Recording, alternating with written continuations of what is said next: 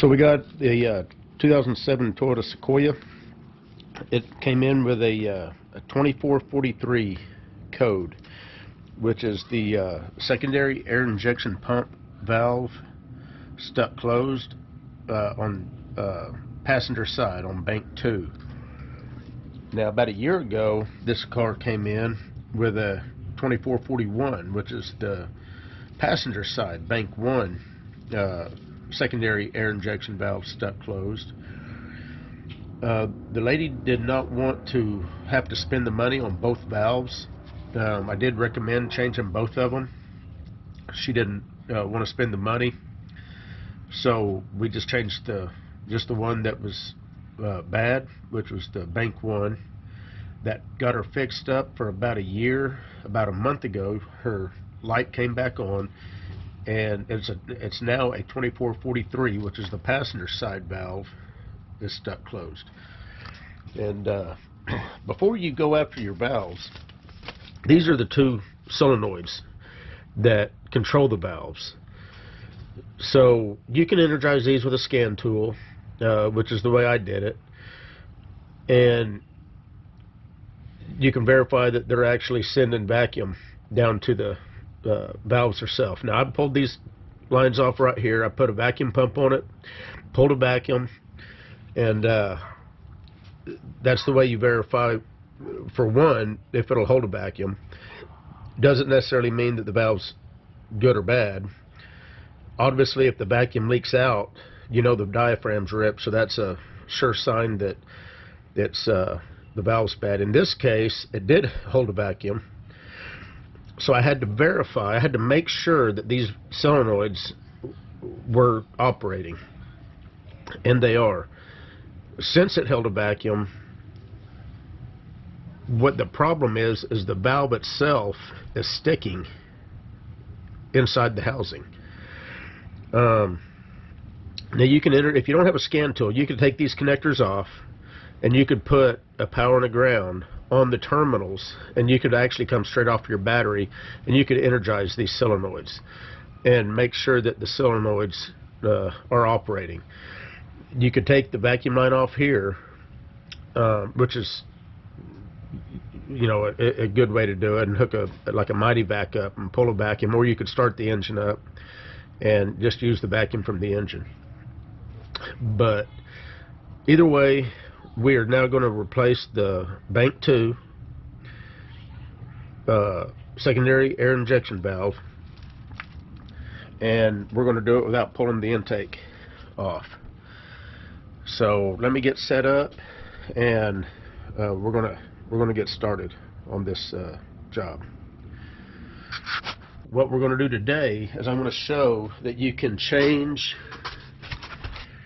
actually change the passenger side without pulling the intake. Let me show you what you got to do. First of all, if you see down here, you've got a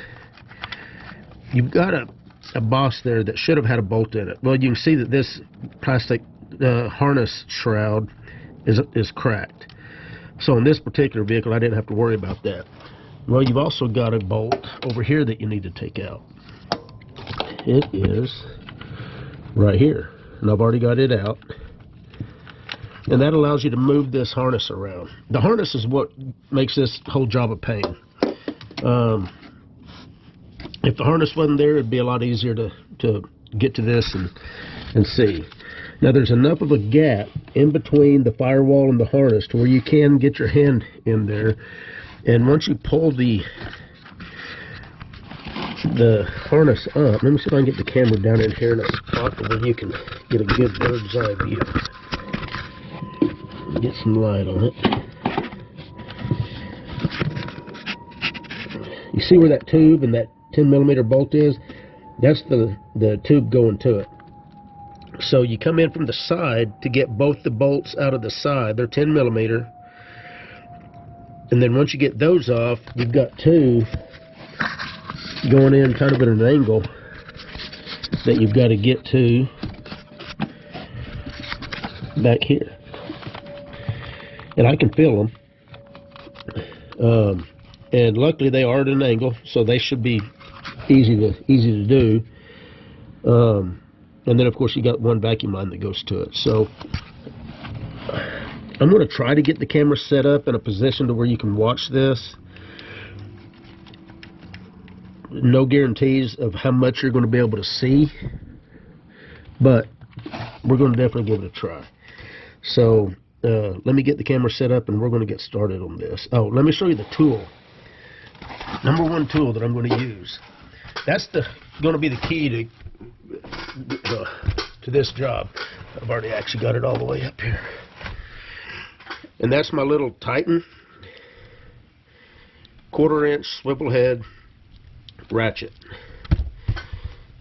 If you don't have a small ratchet, it's going to be a lot harder. If you don't have a swivel-headed ratchet, it's going to be a lot harder for you. Not to say you won't be able to do it, but this little miracle is worth its weight in gold when it comes to jobs like this, because whenever you're down there in an area and you've got to have that right angle on it, you can swivel that head exactly the way you need to be able to get to what you need to get to.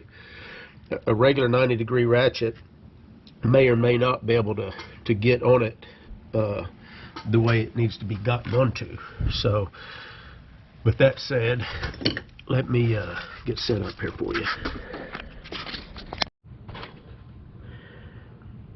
Okay, I think I'm set up the way I need to be, so let's see if I can do this without you guys losing focus.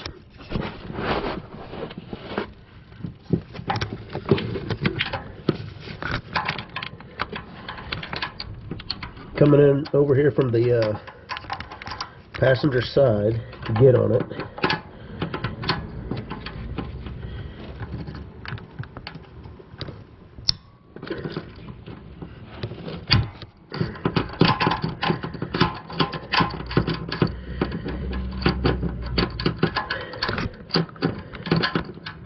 Top bolt's coming out.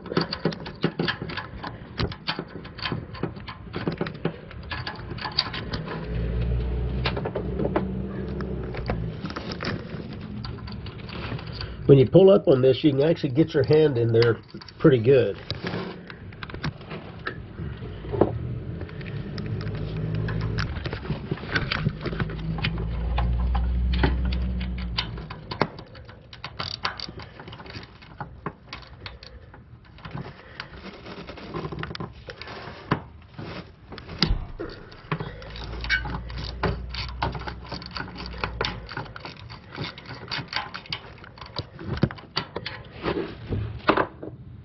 Okay, bottom bolt's coming.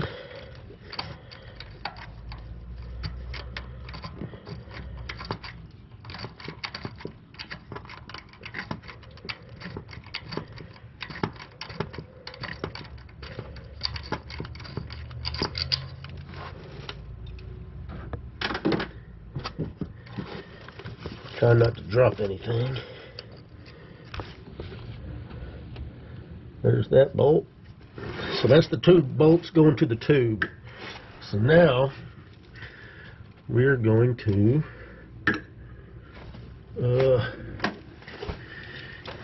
go after the top bolts.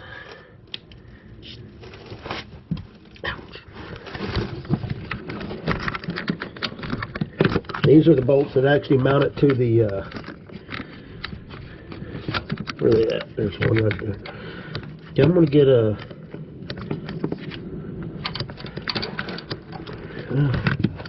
maybe I'm not. At least not on this one.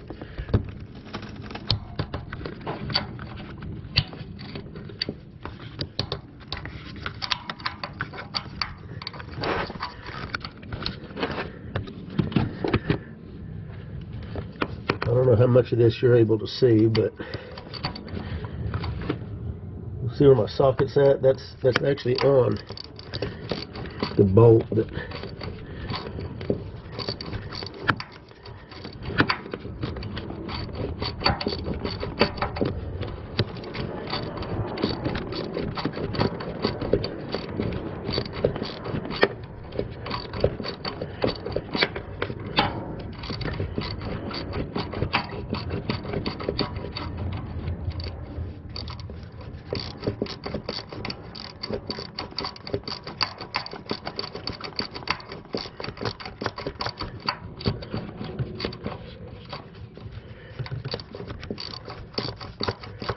This sure beats taking the intake off, guys.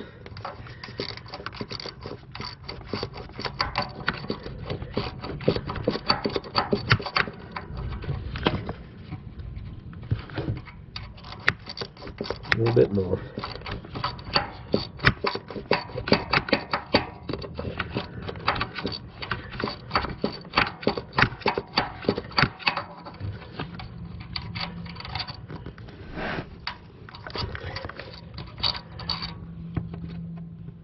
Okay, got that bolt.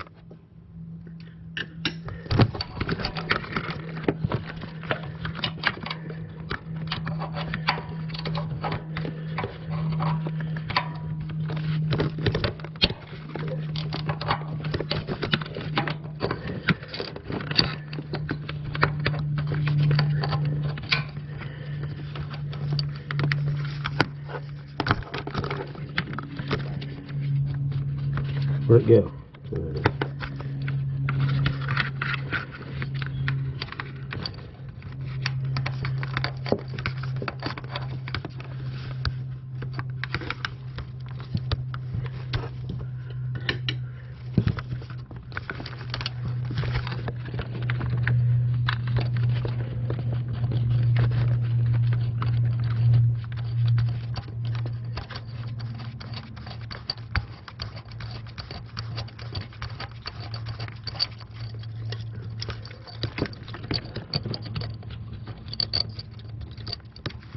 Okay, there's the second and last bolt. And there's the little valve right there. Now there's a couple, hang on to these, unless you got new ones. I don't know if the new one, I hadn't even opened the new one up yet. The first one I got did not have new ones, so I had to reuse the old ones, which are fine. Just inspect them, make sure they're okay.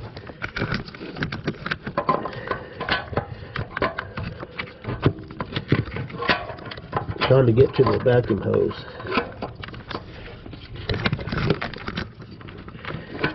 There it is.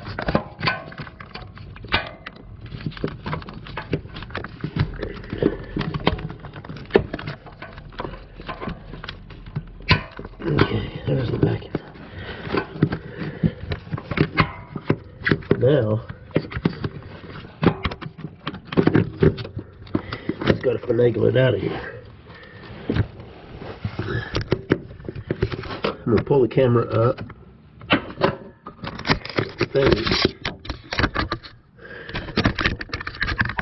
Get that light out of my eyes.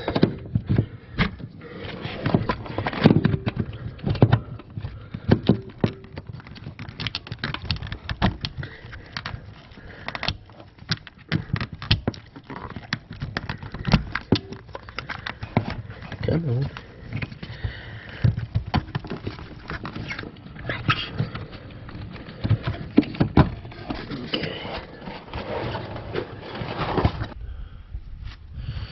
There's the old valve. Looks like it's shut. Maybe.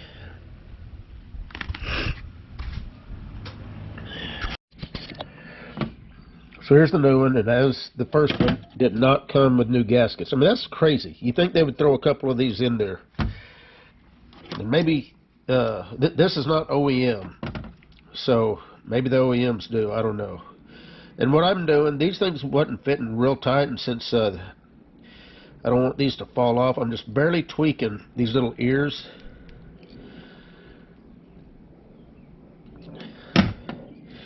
Because, I don't know if you can see the little tabs right here, these little tangs. That's what this little gasket snaps onto. And the more secure these are on, the better off your life's going to be when you go to try to put this back down in there. Because what you don't want is for those little things falling off all over the place as you're trying to finagle this back down in its spot. So we've got to get this sitting back down in there like that. We'll get these two bolts in first, then we'll come in from the side, get the tube hooked up. So let me get the camera set back up. And another thing, you can actually watch this work. If you connect a vacuum source to this, you can open and close the valve in there. And you can, all it is it's got a diaphragm right here. You pull a vacuum and it pulls that valve up, and it allows air to go through it. And there is a service built-in on these where I guess water gets in. I think water gets in the diaphragm and gets it all messed up. So you may want to take a look at that. Both these gaskets are the same, by the way, same part number, so you don't have to worry about getting them mixed up. So let me get set up here. All right, hopefully you're set up good. I'm going to try to come in from the side over here this time.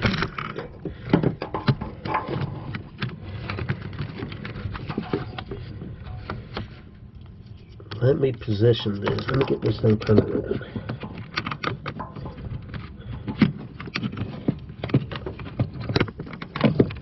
Whoa. Okay.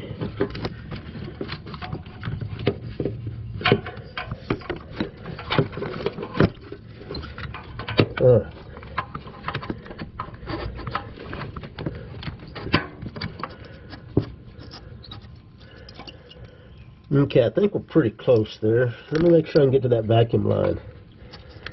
Where's the vacuum tube at? No? Okay, make sure you hook the vacuum tube up. Now I just gotta find it.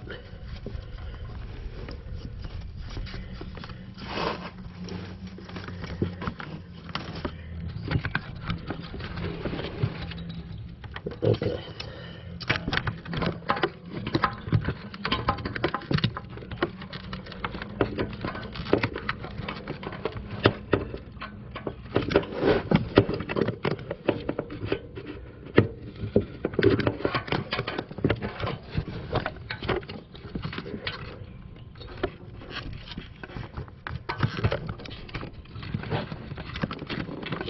Okay, vacuum line's hooked up.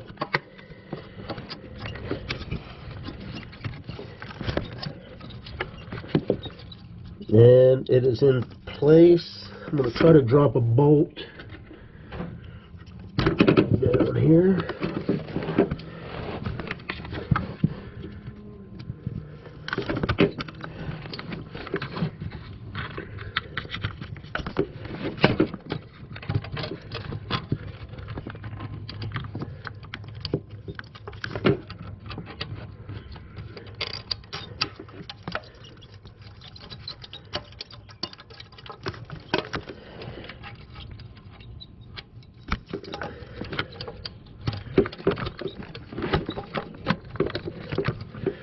Once you get the first bolt started, then it should be relatively easy.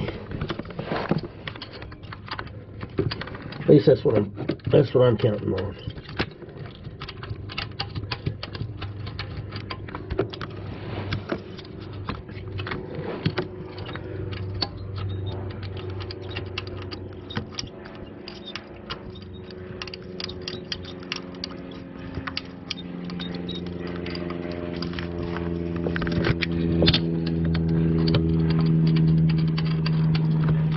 Come on. Where you at?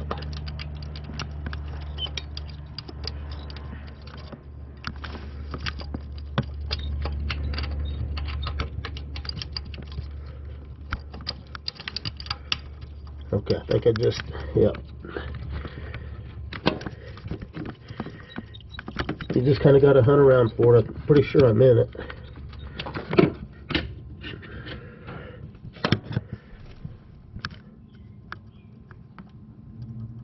Right there.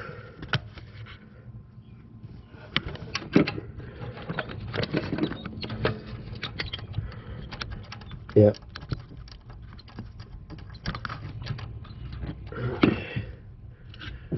Throw the top one in.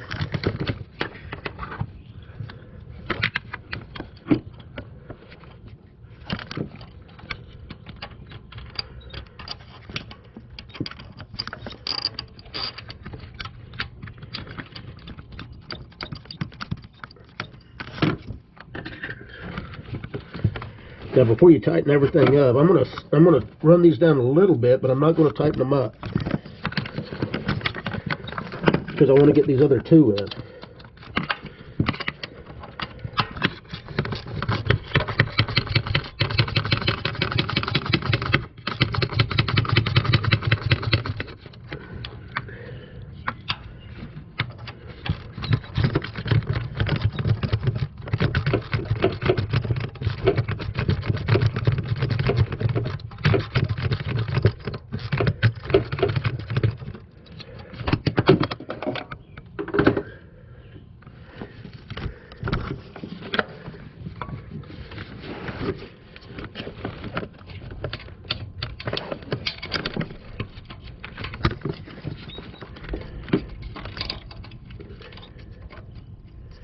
And it's always easier to start bolts and stuff whenever things are loose and you're able to kind of jiggle it a little bit.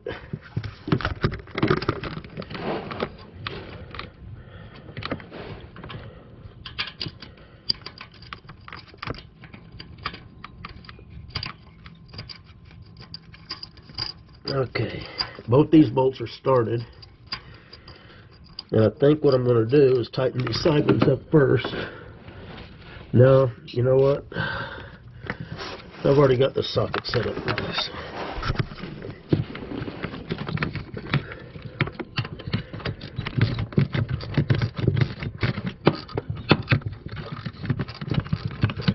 So if you order these valves, you might order the new gaskets. I would have liked to have put new gaskets on them, but I thought that they would have came with them. The first time that I got the valve, the description actually said the gaskets was in there, so I thought they just forgotten, left the gaskets out or whatever. So I kind of thought that these was going to have gaskets, and when they didn't, I was like, oh well.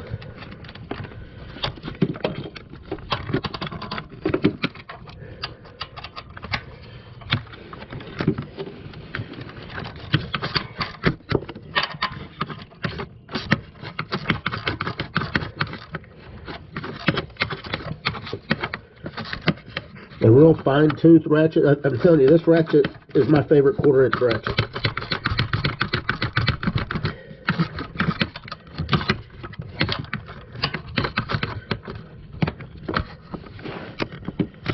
So, if you need to invest in something to do this job, invest in a ratchet similar to this one. This is tight, and I'll see if I can find one on Amazon and put a link to it. Pretty sure that's where I saw that. Well, come on.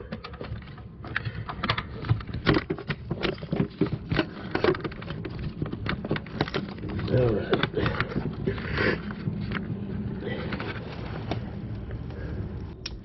I'm coming in from the side to get on these two side ones. I've got about 10 inches worth of extension that I'm using.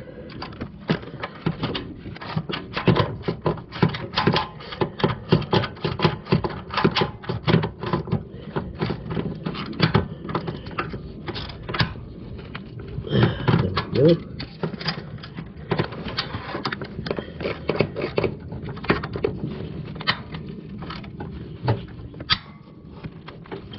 Okay.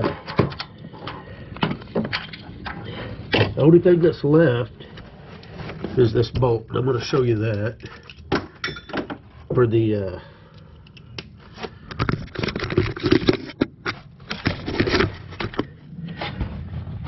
like that's it right there. Give me some light.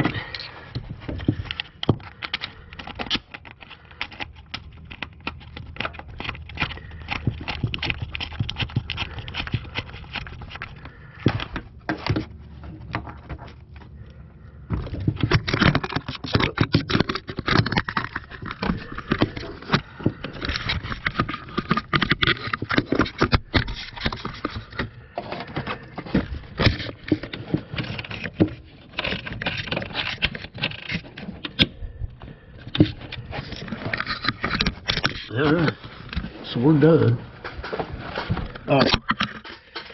it'll definitely help if you got some kind of cushion. I keep these foam stuff whenever I get boxes. That way I can kneel on it or set it across the engine compartment.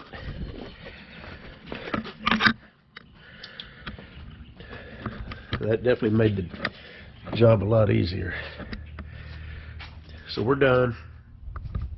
I don't know, 30 minutes, 45 maybe. Beats pulling the intake off. I would probably still be pulling the intake off. The driver's side looks like it would be a lot tougher.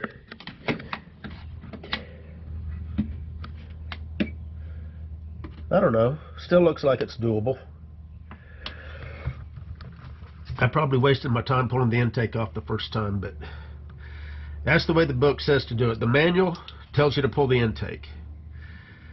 So I actually went by the manual. I did kind of fish around back there, I remember the first time, just to see, and it looked pretty tight. But I think it could actually, I think even the driver's side could be done if you had the right tools. But the passenger side, we just did it without pulling the intake.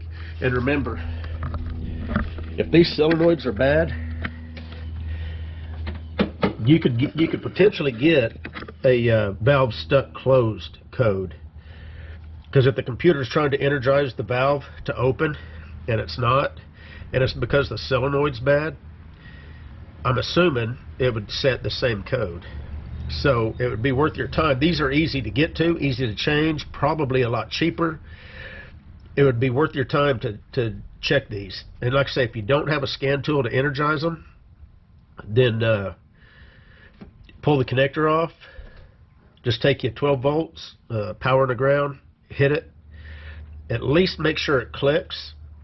Now, if you really want to do it right, you need to, you could start the engine up. Vacuum's going to be plumbed to these. And if you pull these bottom hoses off, then you should feel vacuum whenever you energize the solenoid.